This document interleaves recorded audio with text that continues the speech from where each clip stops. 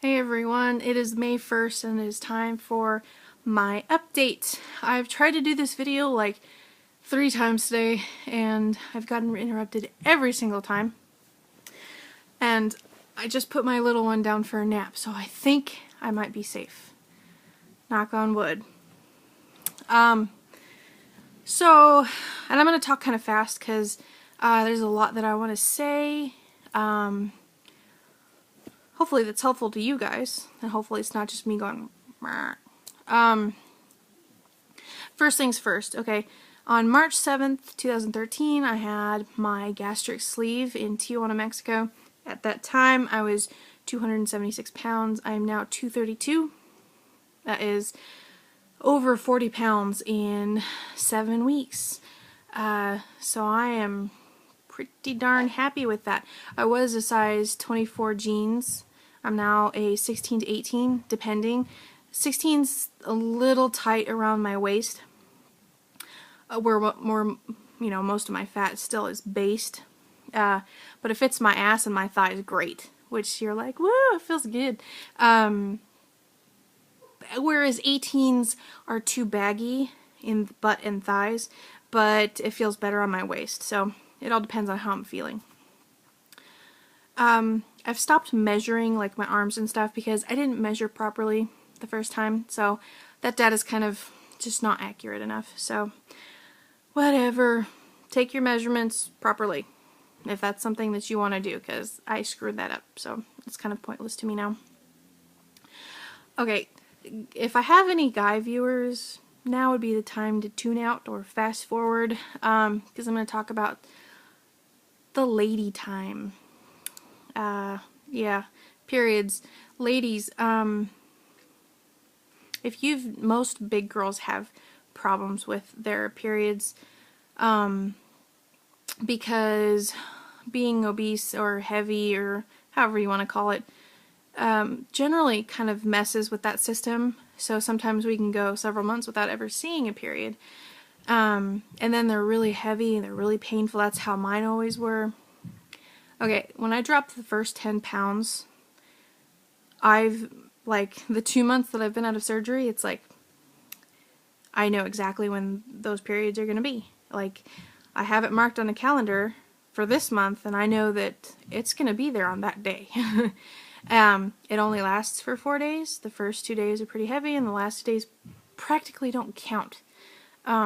Which is nice, because when you don't have them for a couple of months at a time, they get to be longer and painful and heavy, and that's just so much fun. So one thing is, and something that I think all of you ladies out there should know that are thinking about having this surgery,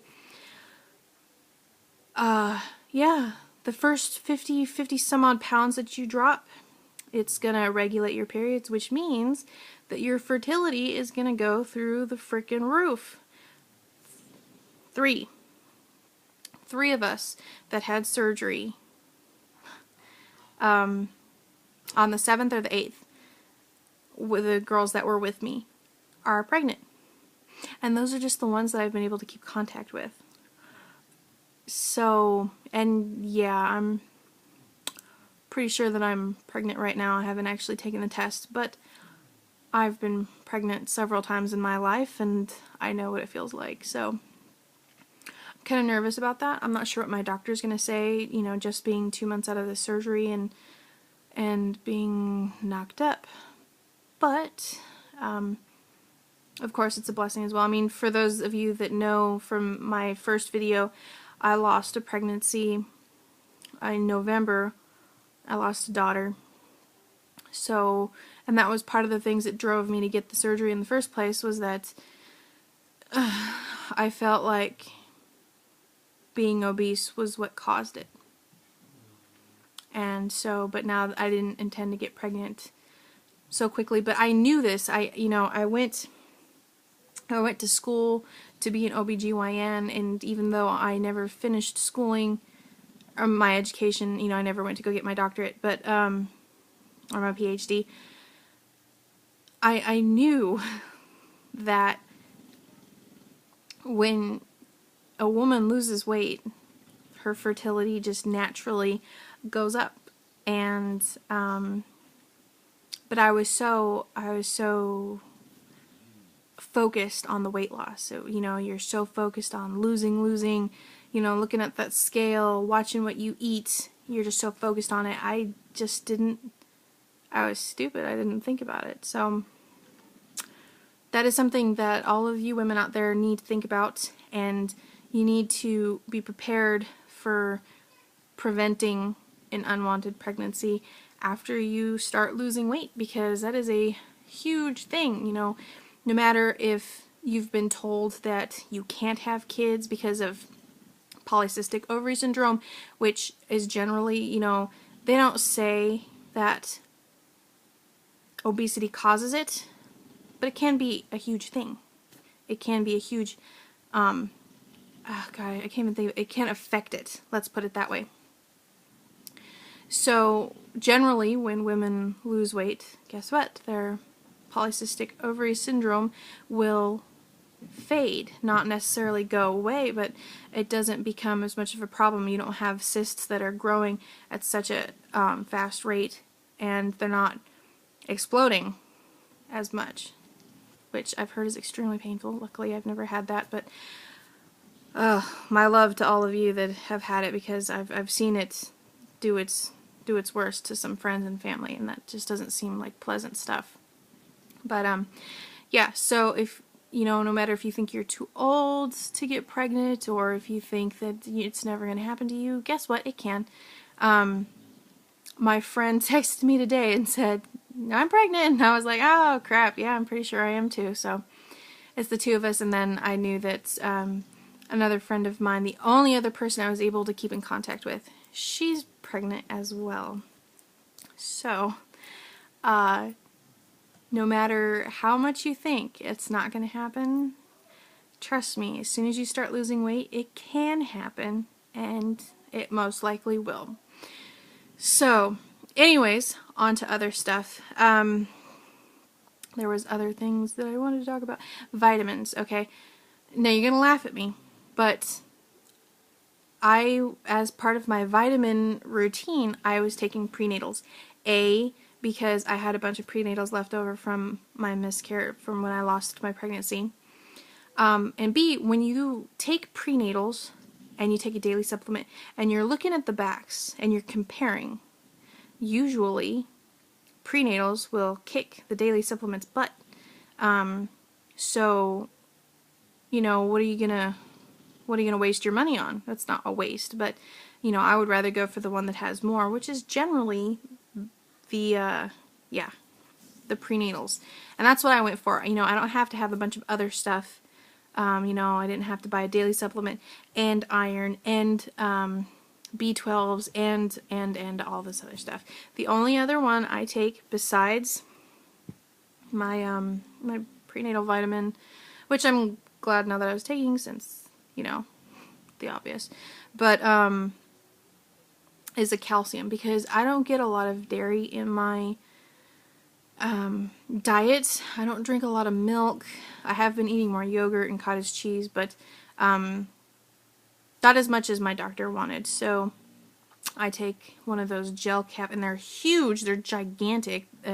I wouldn't even suggest trying to take them until like a month post-op, because I still have problems swallowing those stupid things.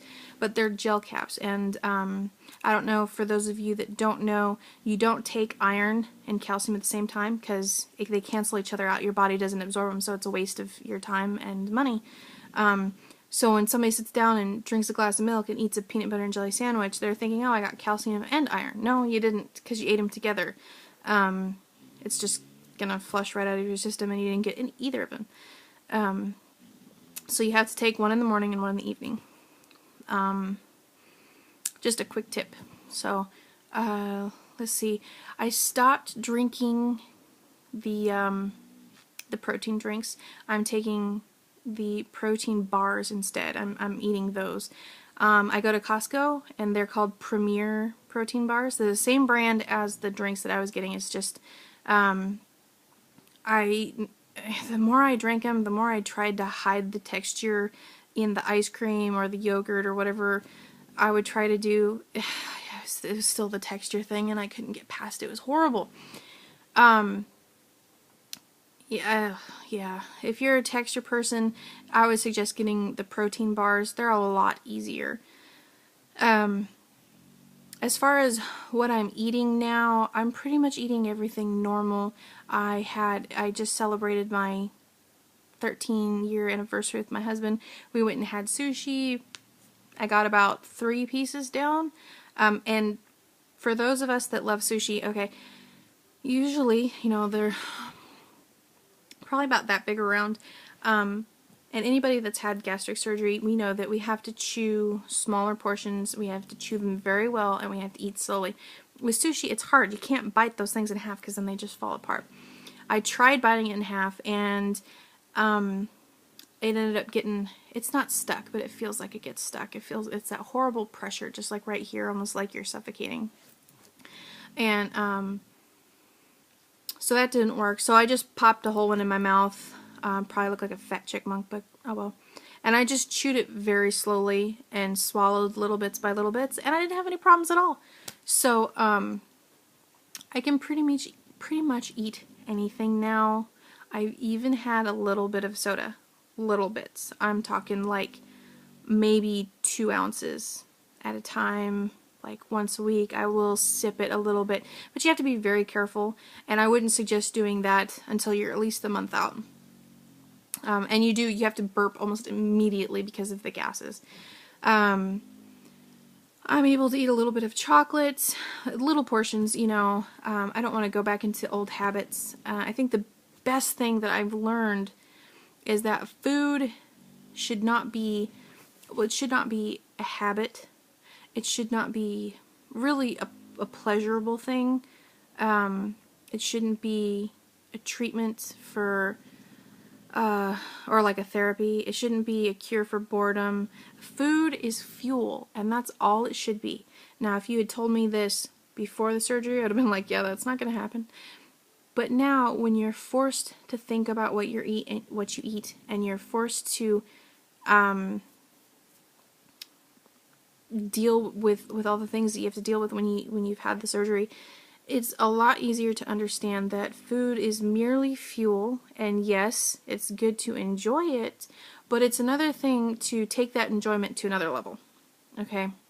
So you learn to respect it a little bit more and treat it the way it should be treated, and judge what you can and cannot live without. Yeah, I have like a little piece of chocolate maybe once a day, just to feel normal, just to have that little bit of sweetness, but I'm not compelled to eat a whole thing of chocolate. It's not in my makeup anymore. I'm like, okay, I need to have all my proteins first, so it's like, okay, I'm gonna have eggs in the morning and then cottage cheese and yogurt, and you get all of that done, and then you have a little Hershey's Kiss at reward at the end of the day. And you still feel normal, it still feels good. You don't get obsessed about food anymore. And that's really what this surgery teaches you, because it's a tool and you want to use it that way. It's not a cure. So, let's see what else was there. I think that was it. I'm getting up there in time. I like to stay under 15 minutes, but I cannot think of anything else. Thank you, everybody, for all of the emails, telling me that you're going in for your surgery, and for everybody that's going in, I wish you the best of luck. I'll be praying for you and sending good vibes, good juju. So, I think that's it. So, hey, it's my birthday this month, May 13th, so send me your good wishes and whatnot. I'm going to be 28. I'm getting close, but that's okay, because my husband's going to be 30 this summer. Ha ha. I know, it's not nice, but oh well, I can tease him for as long as I want. Anyways, happy May Day to everybody, or Beltane, and I hope everybody has a good month, and take care, everybody. Bye.